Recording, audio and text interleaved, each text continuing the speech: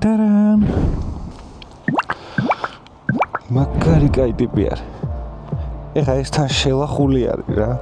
ნომერი ნახე 50. გილოცავთ ყველაფერს. მრავალს დაესწარით. ბედნიერები. ყველა სურვილი აქ სრულებოდეთ. ყველა ჩანაფიქრი შეგესრულებინოთ და კარგ გზებს და ახალ მოტოციკლეტებს გისურვებთ სულ ყველას. როგორც ხედავთ, უჩვეულო რაღაცაზე ვზივარ. არანაირი პრობლემა არ მაქვს მოპედებთან. გარდა საკუთარი პირადი პრობლემებისა რა. იმიტომ რომ ვერ ვატარებ.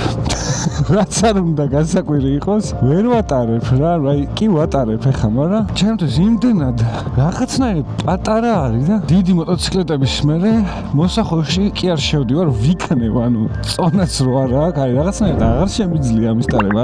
ეს მოტოციკლეტი არის ის მოპედი ბოდიში, არის ის მოპედი, რომელთაც დავიწყე მე ზოგადად ორბორბლიან ტრანსპორტთან ურთიერთობა. Honda Giorno Crea. Giorno-ში არაგერიოთ სხვადასხვა მოდელებია. Giorno არის ამის წინა 2 ტაქტიანი.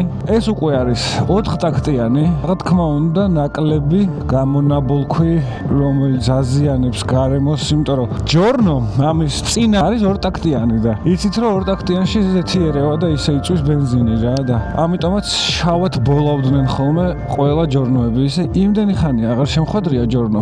შეიძლება აღარც არსებობს საქართველოში Giorno. დაწერეთ კომენტარებში რომ თუ გყავთ Giorno. გასწორებს. Giorno იყო რადგან 2 ტაქტიანი იყო. აჩქარება ქონდა ბევრად ამაზე სწრაფი. მაგრამ პირი რა თქმა უნდა ერთსაც და მეორესაც ერთი და იგივე ქონდა. ქონდა რა აქვს. 60-ის ზემოთ არც ერთი არ მიდის. გაჩიპული Giorno თუ არა. მოკლედ ამით დავიწყე. როგორც თითქმის ყველა ჩემი მოტოციკლეტი კლასიკური შესახედაობის მქონე არის, ესეც მიხვდებოდით ვინც ჩემს არხს უყურებთ, რომ კლასიკული და რეტრო მოტოციკლეტები ვასებ. გვაქვს მე მგონი თუ არ ვწდები რაღაცა 6 ცხენის ზალა თუ რაღაცა. ბრუნვის მომენტი არ გვაქვს. რაღაცებს ვკითხულობდი ახლა ინფორმაციებს და ეწერა რომ 1999 წელს გამოუშვეს პირველად ეს მოპედი და იყო რაღაცა სრული სიგიჟე ინოვაცია მოპედების სამყაროში, იმიტომ რომ მანამდე ძირითადად 2 ტაქტიანები იყო რა და Honda-s line-up-ში ყოველ შემთხვევაში სხვები არ ვიცი, მოპედების ისტორიას ესე კარგად არ ვიცნობ როგორც მოტოციკლეტებს და ნახე 50. ეს იყო რაღაცა ინოვაცია. ამას რამდენად უმუშავებს ახლა ეგ ფუნქცია არ ვიცი, მაგრამ რაც წავიკითხე ეს იყო რომ start stop-ი კი არა და ის ქონდა რა ქვია idle stop-ი არის ეგეთი ფუნქცია რაც ჰიბრიდებს აქვთ. რომ გაჩერდები და ხალასტოიზე რომ აკრობს ზრავს და რომ დაძრავ ქოქავს. ამას რამდენად უმუშავებს ეგ სისტემა არ ვიცი, მაგრამ ეწერა რომ ეგ იყო ინოვაცია და კიდევ ქონდა მაგნიტური დასაქოქი რა. როგორც მანქანებს აქვს თუ იმენა კონკრეტული გასაღები არ გაქვს, სხვანაირად ვერ დაქოქავ რა. მაგრამ ეგ ყველაფერი, სიჩქარეში ვაგდებდი ახლა ჩემი. ეგ ყველაფერი არის სავარაუდოდ იაპონიისთვის გამოგაკეთებული და არა ევროპული ბაზრისთვის ან ამერიკული. იმიტომ რომ ახლა ამას უყურებ და ჩვეულებრივი გასაღები აქვს და არ ვიცი, შეიძლება შეცვლილი აქვს საერთოდ ზაჟიგანია, ასე ვთქვათ, რა ქვია ქართულად ზაჟიგანია. დამიწერეთ ეგეც კომენტარებში რა ქვია. არ ვიცი ზაჟიგანიას რა ქვია ქართულად. ან დამავიწყდა და არ მახსოვს ახლა, ან არ ვიცოდი არასდროს, მოკლედ. 71 კილომეტრის გავლა შეეძლო 1 litrით, როდესაც ახალი იყო. ძალიან ეკონომიური არის. არის 79 კილო, ძალიან ჩატე არის. აქვს ალუმინის უჟანგავი, რა ქვია, რამა, ასე ვთქვათ. ეგეც ინოვაცია იყო. თუ არ ვწდები, მე Honda Rukusits კი. და კიდე წყლის გაგრილებაზე იყო. ესეც ინოვაცია იყო. მოკლედ ძალიან ბევრი ტექნოლოგია ახალი, რაც აქამდე არ ქონდათ გამოყენებული მოპედებში, ჩადეს უცებ აი ამ მოტოციკლეტში და ჯერ ჩემთვის შესახედაობით, რა თქმა უნდა, ეხა Vespa-ს, ძველ Vespa-ებს ეკიდებოდნენ და ცდილობდნენ რომ მაგათთვის კონკურენტი გაეკეთებინათ. და რა თქმა უნდა, ეხა ის ძველი Vespa მირჩევნია ამას მინიმუმ ვიზუალით ტარებით არ მიტარებია. აი, დიდი ძმაც მოვიდა. სალამი. ვიცი, ვიზუალით არ მომწონს მე. ერთადერთი რაც არ მომწონს არის ეს 50 კუბი რა. რა არის? ჩაკიდეთ 125.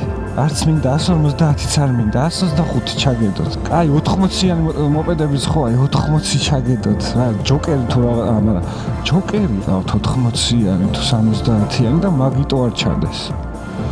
აი აქ გავეტევი, არ ვიცი, მაგრამ არ გავეტევი, ავცადოთ. და რაც უცით ის გავაკეთოთ ეს, აი. ძალიან გამძლე სკუტერი არის, მეგობრებო, აი ძალიან გამძლე არის. ჩემ მეგობარს რამდენი ხანიც ყავს, რეებსაც უკეთებს, მე წავა, რაღაცა 50 ლარს დაახარჯავს და всё, ახალივით არის მობედი. პაპა! გამარჯობა. ადრე რაღაცა ვიდეოებს უყურებდი, სანამ ვიყიდიდი ამას. ძალიან ადრე 11 წლის წინ გეუბნებით მე ამას. როგორ შეიძლებოდა რომ ცოტა გამეზარდა ამისი სიჩქარე. იმიტომ რომ ზომით დიდი ვარ რა, არც თუ ისე დიდი ვარ ხა, მაგრამ ამ მოპედისთვის ვარ დიდი. 82 კილომეტრი ამ პატარა იმითი. ესე დაგაზავ. ცოტა გაუჭირდება თქო, ვიფიქრე ისედაც რა აქვს თქო, რა ძრავი და ვეძებდი რაღაცებს და ნახე რეებსაც უკეთებდნენ. ხალხი ჰაერის ფილტრებს ცვლიდნენ და რაღაცა კარბურატორებს უყენებდნენ ახალს და ვილიებს აკეთებდნენ მე ამითი და რაღაცა რა. მე მეც ვფიქრობდი რა, დავითრევ თქო, მეც ეგრე უნდა გავაკეთო თქო. არაფერი არ გავუკეთოთ ეგეთი. როგორც არის, რაც არის, ის დატოვეთ. ამით ვიარე 3 თვე, დავამუღამე ქალაქში ძრომიალი რაღაცა, მაგრამ ორბურბალს მივჩვეოდი. დავამუღამე ამითი რაღაცა მოხვევა ისე გაზი, ტორმუზი. და 3 თვეში მე მოკლედ გადავწყვიტე, რომ უფრო დიდი მოტოციკლი მჭირდებოდა და ვიყიდე Honda Magna 4 ცილინდრიანი 500 კუბით. VF 500 ესე ქვია. ან Magna V30 ეგრეთ შეგიძლიათ მოძებნოთ თუ გაინტერესებთ, სადმე ამოვანათებ, ამაზე ნალაპარაკები მაქვს უკვე. შეგიძლიათ ჩემი ვიდეო ნახოთ, ჩემი მოტო ისტორია ესე ქვია თუ არ ვწდები. და ამარტივად მოვედი. ოპა. ტარან. მაგარი კაი ტიპი არის. ეხა ეს თან შელახული არის რა. და მაინც საკაიფო ვიგზია. ნომერი ნახე. მოკლედ.